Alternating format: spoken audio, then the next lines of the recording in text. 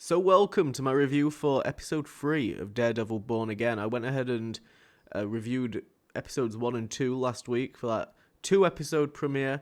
I didn't stay up I didn't stay up late to watch this episode. I just watched it when I woke up. And I really enjoyed it. I thought it was pretty good. We're going to go into it. We're going to break it down a bit and talk about what we were shown. So this episode was way more of a lawyer episode. We're back to being a lawyer show. Before we get too far into it, because the tone kind of changed a little bit into this episode compared to the first 2 episodes, at least I think it did. I wanted to talk about the online response to the show and kind of what the fan base and the fandom of MCU and Marvel have kind of been talking about, because I think it's pretty important. So let's kick it off with the viewing figures. It did debut lower than Agatha, and it debuted lower than the Acolyte, but we do have to bear in mind that it's got a higher age rating. So if you've got any kind of parental guidelines activated on your account, it's not even going to show up for you, I don't think. Or you get like a lot of warnings before you click on it. So I think we need to factor that in, and I don't know whether or not people are factoring that in. At the same time, let's not take away from the fact that Agatha was a decent show. But it did debut pretty low. I'm hoping that it does pick up as we go, but yeah, I think there's going to be a lot of chatter about that moving forward. And generally, a lot of people just seem to have an issue mostly with the inconsistencies between the old series and the new series, and I think that a lot of people are really struggling to wrap their heads around the idea that depending on who is creating the show, depends on like the representation of the character and how that character is presented visually and physically towards us. So, you know, in the old Netflix show, they didn't decide to have Matt parkouring around the place like a maniac, like he does in the comics, swinging around. I think we got like a couple of swings in the old show, but generally speaking, it was very, very grounded, and this new show has embraced the comic book kind of fantasy style, I guess, because it works for the MCU a lot more, and we're going to be exploring things that only work in the MCU and wouldn't work in the Netflix show in this episode. So I think it's a good change, but people are seemingly struggling with wrapping their head around it, and it's like, you know, Matt was a lot more cheerful and a lot more comedic in the She-Hulk show, and he's been like that in the comics. The 2012 run of Daredevil, I think it's 2012, it might be like 2010, run of Daredevil, he is very lighthearted and makes a lot of jokes and stuff. There isn't just, you know, emo, depressed Matt Murdock. There's different versions of him depending on who the writer is and what they're trying to present. So I really do hope that fans that don't like it come around to it, because it is a good show so far and I am enjoying it. And I don't want to see yet another Marvel project just get dunked on for the sake of it because it's Marvel at this point, because that does kind of feel like what it's starting to be. A lot of people dunked on Agatha all along for that, and that was a pretty decent show. A lot of people are dumping on Captain America 4 for that, and again, I think that was actually pretty decent. So, yeah, the online response for the show, I mean, I can't say what the response actually is from people that I talk to and stuff, because nobody I know watches it. So I just have to rely on the online response. But generally speaking, it is positive, but there is a lot of people that are skeptical, or a lot of people that are saying, you know, we don't like the CGI, we don't like the shift in tone, or some people don't like the cinematography. I do quite like the cinematography and the visuals for the show. I think they look pretty cool. But yeah, we're back to a lawyer show, and not just a lawyer show, but Matt Murdock is the superhero lawyer, which I was really excited to see. I was excited to see that aspect of She-Hulk as well, because obviously we get to see her interact with Abomination a lot in that, and we get to even see her go up against Matt Murdock, and I like exploring that kind of side of Marvel, and, you know, exploring vigilantes and should we have them, and, you know, the Vigilante Registration Act, which we'll get onto pretty soon. But yeah, we're on superhero defender Matt Murdock. We're on that arc of Matt Murdock at the moment. Now, they've made a point of showing us Kingpin eating, both in the first, second, and third episode now. He's been specifically shown eating, and I'm very curious as to... So the observation that I've made is in the first episode when he was trying to be clean cut and he was running for mayor and stuff, he seemed to be dieting. And he's doing the same in this episode when he sat down with Vanessa. He's having like a very conditioned, strict meal. But in episode 2, when we see him bribing the police chief, he's eating fast food. And I know that the fast food was part of the bribe. He kind of hooked that in. You know, he linked it in. It was the whole point of the bribe. But I'm kind of wondering, is there something there? Are we going to see the more corrupt Fisk gets, the more kind of lousy he is with his eating? Is he going to start to get bigger? They've mentioned that they've got, like, suits made by NASA or something that, like, they're designed by NASA to be lightweight fat suits, basically. I'm curious as to whether or not he's going to put on the pounds as we get through this season. I hope he does. I hope it's related to, like, you know, his choices throughout the show, and, like, as he becomes more corrupt yet again, the bigger he gets. But yeah, we've seen it a couple of times now, and we're continuing forward with the Punisher Cops, which, wow, this episode lent into it massively. So the law show is back. It is here. We had a huge, like, courtroom drama episode with Hector taking the stand. He's on trial, the White Tiger. This was a really fun episode. I enjoyed it, and it kept me intrigued because I didn't know what the outcome was going to be.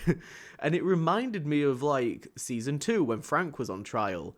And some of the trials that we saw, because we saw a couple of trials in the first season where, like, you actually feel like there are some stakes here. And I thought it was really well played out, and Matt Murdock pulled out his his MVP bait and switch kind of Uno reverse card and revealed the identity of White Tiger. After fighting hard last week to make sure that it wasn't brought up, he realized when they got to his key witness that it was the only way was to, like, switch this entire trial around and lean the general public into the idea of this man is a vigilante, he's a good guy, and he's for the people. And it ended up working. And I think that it's going to be a very common theme throughout this season. Again, we got told in the earlier episodes that Kingpin does not want vigilantes. We got a very strong hint towards the Vigilante Registration Act, which links into Civil War from the comics. I don't know whether or not they're setting up, possibly, for a Civil War 2. Very, very slowly. They could be setting up for something along those lines. That would be interesting. I'd definitely be down to see, like, Civil War, but it's all street-level heroes in New York. I would eat up whatever they give me when it comes to, like, a Civil War storyline, because I love seeing heroes fight heroes. I think it's cool. It adds a nice dynamic. But I don't know whether or not they're going to go too far into that just yet. It's kind of hard to tell, or whether they're just hinting at it. But he's not guilty. They decide that he's not guilty. The jury get won over by Matt Murdock, and Matt Murdock's case towards the jury was a lot better than the other guys, than Hochberg's. Hochberg did not do a very good job. He leaned way too much into, like, grossing out the jury. And then we pan out after it's revealed that Hector is not guilty to Kingpin, who's been following the entire trial, and he's not happy at all. Even now, we're getting Daredevil versus Kingpin, but we're getting it, like, from them both trying to be as clean cut as possible and not using their Daredevil and Kingpin alter egos. So then we get to the end of the episode, and my God, what an ending! Okay, so let me explain real quick. The moment he put the outfit on after the trial, because Matt told him, you know, you're not going to be able to be White Tiger after this. The moment he put it on, I was like, oh shit, he's going to go die. But I didn't expect to happen what did happen, and I think it's a wonderful bait and switch for the people that maybe didn't watch the Punisher show, that maybe didn't watch the old show, but know about the Punisher's character, because it's hinting towards the Punisher is here, and he's just killed White Tiger. We get this really brutal shot of White Tiger walking up like an alleyway, and seemingly Frank Castle steps out from the shadows, boom, headshot, White Tiger goes down. And we got like a close-up of the headshot, and then it zoomed back out to the body falling. It was it was really brutal. But yeah, initially I was like, shit, are they actually gonna maybe do like comic accurate dickhead Punisher? But then I kind of thought about it, and I was like, I don't think so. And then I went and found this comic book panel, which is very clear inspiration because it's about cops and stuff that are inspired by the Punisher. Now, I haven't read many Punisher comics. I'm not a huge Punisher fan. I think he's just a cool visual character. I like his outfit and the logo and stuff. But apparently, so I'd heard about there being a storyline in the comics where cops take the insignia of the Punisher and kind of run with that. And it seems like throughout the last 3 episodes, you know, we've seen little hints to it and stuff. But this episode really cemented it with the police having the Punisher skull on his neck as a tattoo. Obviously, Matt Murdock can't see that, but presumably somebody else is going to raise that point to Matt Murdock, and we're going to start following the trail, and he's got to track down Frank Castle and find out what the fuck is going on. I'm then assuming we're going to get a little bit of a team up as they take down these dirty cops. It was a very cool ending to the episode. Again, I think like it's a nice ending for the people that don't really know what the hell is going on. For people that haven't like read this comic book arc, for example, I haven't read it, but I'm aware of it, so it's kind of like dumbing it down a little bit for me. But I think people that aren't aware of it, this is going to be a cool storyline to follow. And I don't know, maybe they're going to adapt it pretty well so that people that do know it can get a good adaptation and still be happy about it.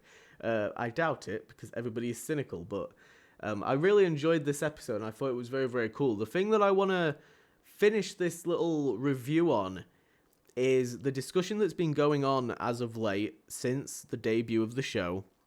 Is Foggy Nelson really dead? Is he dead? Is he dead? I'm going to be honest. I think he is. I think he is. But I wouldn't be surprised if he's not. So there's been a lot of chatter online about certain comic runs where Foggy Nelson fakes his death or goes into witness protection or whatever. And, you know, there's been strong hints, references to, like, specific issues and stuff. There's plenty of people talking about it if you want to dive down that rabbit hole. I personally do think he is dead. But I wouldn't be pissed off and I wouldn't be surprised if he's not. I really do hope that, like, if he isn't, we find out this season. I hope that it's not something that gets dragged out for a long-ass time. And I hope that it's wrapped up into the rest of the storyline. It's not just this final, boom, by the way, Foggy's alive. Because it's going to feel really disconnected to see him die at the beginning, see him alive at the end, and then we're probably going to wrap up that storyline within the first couple of episodes of the next season. So I really hope that somehow it's kind of wound into the overarching story. If they can do that, then I would be very, very happy. But yeah, this episode was solid. I think I preferred this episode over episode 2. Episode 2 was a little bit weaker for me. A lot slower. It set the pace, though, for the rest of the season. I still preferred episode 1. Episode 1 was amazing. Absolutely loved that episode. Yeah, I enjoyed it. I give episode 1 like a 10 out of 10, or like maybe a strong 9 out of 10. Episode 2 like a 7, and I would give this like a solid 8. I think this was pretty solid. So yeah, if you watched it, let me know what you thought. What do you reckon? Do you think Foggy's dead? What's going on with Punisher? Do you think that was Frank Castle? Do you think they are baiting and switching us, and it's not the cops, and that is actually Frank? Let me know. Anyway, feel free to check out the other content on the channel, and I will see you guys in the next video. Bye-bye.